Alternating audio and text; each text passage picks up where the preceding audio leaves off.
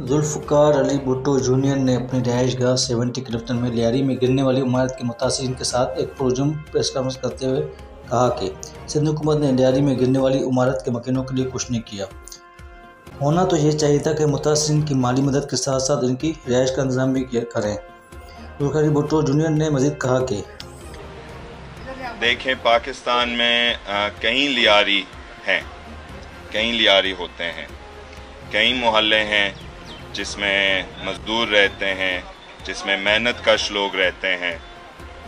लियारी में जाते हैं, उसी तरह हम मुरीद के पे भी जाते हैं, लाहौर के, इस तरह हम फैसलाबाद के इंडस्ट्रियल एरियाज़ पे भी जाते हैं और इंशाल्लाह हम हर सुबह का दौरा करेंगे। अभी हमारा राब्ता मुहिम शुरू नहीं हुआ।